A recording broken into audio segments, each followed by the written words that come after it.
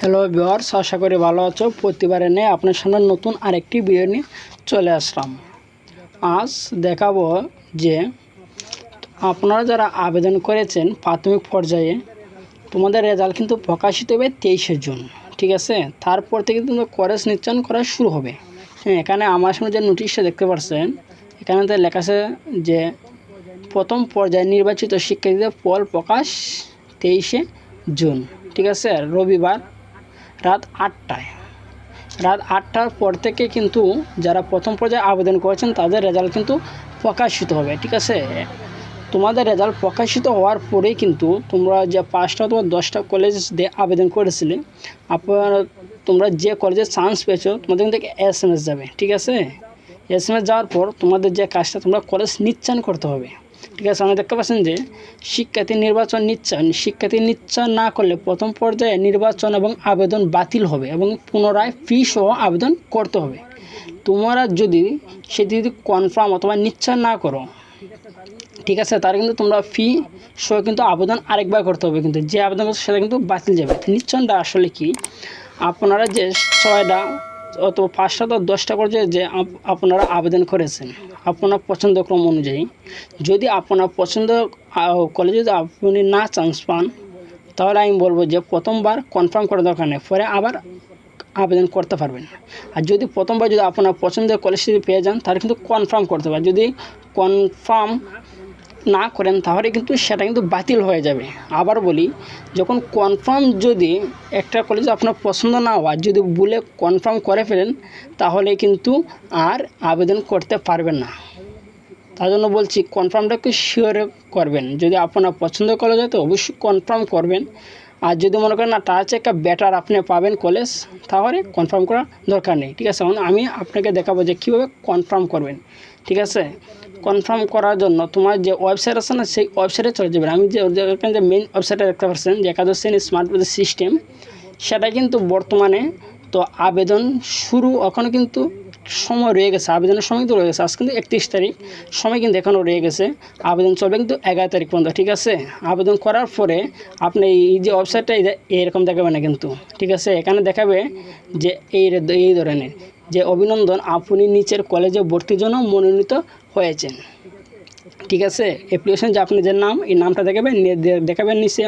যখন আপনার ওয়েবসাইট ঢুকবেন, প্রবেশ করবেন, লগ ইন করেন, তখন দেখাবে যে অভিনন্দন, আপনি এই কলেজে মনোনীত হয়েছেন। এখানে কলেজের নাম থাকবে, এই নাম্বার থাকবে, শিফটে থাকবে, ভার্সন থাকবে, গ্রুপ থাকবে।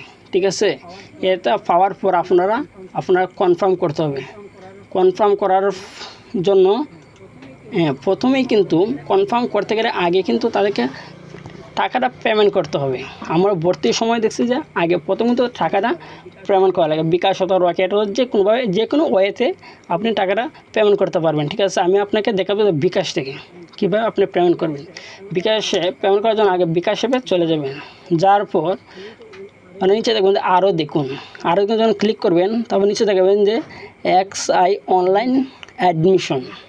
ঠিক আছে, এটাতে ক্লিক করুন। ক্লিক করার পর কিন্তু আপনার সামনে এই ধরনের লেখা আসবে। ঠিক আছে, প্রথম বোর্ডের নাম দিবেন এবং পছন্দ আপনি যে সাল আছে পাসিং ইয়ারটা দিবেন। ঠিক আছে, দেওয়ার পর আপনার রোল নাম্বারটা দেবেন এবং আপনার মোবাইল নাম্বারটা দেবেন। দেওয়ার পর নেক্সটে ক্লিক করুন। ক্লিক করার পর কিন্তু এই ধরনের একটা ইন্টারফেস চলে আসবে। এখানে দেখতে পাচ্ছেন যে 328 টাকা, সেটা কিন্তু গত বছরে আমি দেখাইতেছি যে গত বছরে কিন্তু 328 টাকা ছিল। এবারে তো একটু বাড়তে পারে, তো 350 টাকা, এর বেশি হবে না।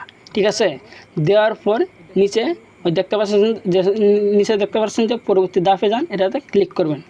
ক্লিক করার পর কিন্তু আপনার সামনে এই ধরনের একটা ইন্টারফেস চলে আসবে। পে করতে এগিয়ে যান, দেখতে পাচ্ছেন না, পে করতে এগিয়ে যান, এটাতে ক্লিক করবেন। ক্লিক করার পর কিন্তু আপনার সামনে এই ধরনের একটা ইন্টারফেস চলে আসবে। ফাইনালি আমরা দেখতে পাচ্ছেন যে পরিশোধের শেষ স্ট্যাটাস সময়টা, আমি টাকা যে আমাদের কাছে আনপেড, মানে আমি এখন কিন্তু পেড করি নাই। পেড করতে কিন্তু পরে দেখবে যাতে ট্যাপ করুন, এটাকে একটা ক্লিক করবেন। ক্লিক করার পর হচ্ছে যে আপনি শিওরি অ্যাকাউন্ট ফি দিতে ট্যাপ করে ধরে রাখুন, এটাতে ক্লিক করবেন। ক্লিক করার পর কিন্তু আপনার সামনে এই ধরনের একটা ইন্টারফেস চলে আসবে যে কয়টার সময় টাকাটা দিছি এবং ট্রানজ্যাকশন আইডিটা। এটাই সবথেকে গুরুত্বপূর্ণ, ঠিক আছে। ট্রানজ্যাকশন আইডিটা কিন্তু এই দেখাবে, এটাকে একটা স্ক্রিনশট করে নেবেন। তারপর দেবে হোমে ফিরে যাই, তারপর ক্লিক করবেন। ক্লিক করার পর কিন্তু আপনাদের এই ধরনের একটা ইন্টারফেস চলে আসবে, ঠিক আছে। যে ইন্টারফেসটা এটি হচ্ছে আপনার যে এক্সআই অ্যাডমিশন যে তাদের ওয়েব পেজ, যে আমরা যেভাবে আবেদন করেছিলাম, এটা কিন্তু গতবারের পেজটা আপনাদের দেখাচ্ছি। তার জন্য আপনার সামনে এই ধরনের একটা পেজ আসবে, ঠিক আছে। এখানে তো লগ ইন বললাম, এখানে লগ ইন আছে কারণ এখনও আবেদনটা চলছে। আবেদন করার পর যখন আপনি কোনো কাজে চান্স পান, যখন লগ ইন করবেন আপনার পিন নাম্বার দেওয়া এবং ইউজার নেম দেওয়া, তখন আপনার সামনে কিন্তু এই ধরনের একটা ইন্টারফেস চলে আসবে। আপনার সামনে কিন্তু এই ধরনের একটা ইন্টারফেস চলে আসবে। দেখতে পাচ্ছেন ভিউ রেজাল্ট আর রেজিস্ট্রেশন পেমেন্ট, ঠিক আছে। আপনার রেজিস্ট্রেশন পেমেন্ট আছে না, এখানে রেজিস্ট্রেশন পেমেন্ট, সেটায় ক্লিক করবেন। রেজিস্ট্রেশন পেমেন্টে ক্লিক করার পর আপনার সামনে এই ধরনের একটা ইন্টারফেস চলে আসবে। এক্সআই অ্যাডমিশন সিস্টেম সেশন 2024 থেকে 25 দেওয়া থাকবে। তারপর রোল নাম্বার আছে, এখানে রোল নাম্বারটা দিবেন। দেখতে পাচ্ছেন এখানে রোল নাম্বারটা দিবেন। দেওয়ার পর অনেক যে বোর্ড আছে এই বোর্ডটা কিন্তু আপনারা সিলেক্ট করে দিবেন, আপনি যে বোর্ডের অন্য কেন। তারপর দেবেন পাসিং ইয়ার, পাসিং তো 2024 দেবেন। দেওয়ার পর আছে রেজিস্ট্রেশন নাম্বার, দেখতে পাচ্ছেন এখানে রেজিস্ট্রেশন নাম্বারটা দেবেন। দেওয়ার পর আছে ভেরিফিকেশন কোনটা, মানে ওনাদেরকে কোড নাম্বার দেওয়া আছে কিন্তু 19630 একটা কোড নাম্বার আছে, আপনাকে তো খুব ভিন্ন হবে কোড নাম্বারটা, আপনি সেই কোড নাম্বারটা এখানে বসিয়ে দেবেন। দেওয়ার পর নেক্সটে ক্লিক করবেন। ক্লিক করার পর কিন্তু আপনার এই ধরনের একটা ফাইনালি কিন্তু এই ধরনের একটা ইন্টারফেস চলে আসবে। দেখতে পাচ্ছেন যে আপনার নিচ্ছনে টাকা জমা হয়েছে, ঠিক আছে। ফাইনালি কিন্তু আমাদের কনফার্ম কিন্তু হয়ে গেছে, ঠিক আছে। আপনি যদি কনফার্ম না করেন তাহলে কিন্তু আপনি পরবর্তীতে আবার ভর্তি ফি দিয়ে আবেদন করতে হবে। কিন্তু আপনার কলেজে কিন্তু কনফার্ম যদি না করেন আবার আবেদন করতে হবে, ঠিক আছে। আর যদি একবার আপনি কনফার্ম করে ফেলেন তারপর কিন্তু আর আবেদন করতে পারবেন না। আর প্রথম অবস্থায় যদি আপনার পছন্দের করে চলে আসে তাহলে আমি বলবো যে আপনারা কনফার্ম করে ফেলবেন, ঠিক আছে। আর যদি না আসে তাহলে কনফার্ম করার দরকার নেই, পরে সেকেন্ডবার তো আমরা 3বার আবেদন করতে পারবেন, সেকেন্ডবার আবার আবেদন করবেন, ঠিক আছে।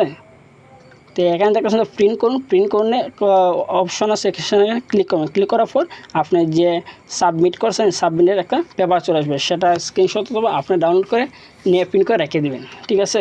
আজকে এই ছিল কনফার্ম বিষয়ে। এরপর যদি বুঝতে কোনো অসুবিধা তাহলে অবশ্যই আমাকে কমেন্ট বক্সে জানাবেন। যদি ভিডিওটি ভালো লাগে তো অবশ্যই একটা লাইক দেবেন। আর যদি আপনি আমার ভিডিওতে নতুন দর্শক হয়ে থাকেন তো অবশ্যই চ্যানেলটি সাবস্ক্রাইব করে পাশে থাকবেন। ধন্যবাদ, দেখা হবে অন্য কোনো ভিডিওতে।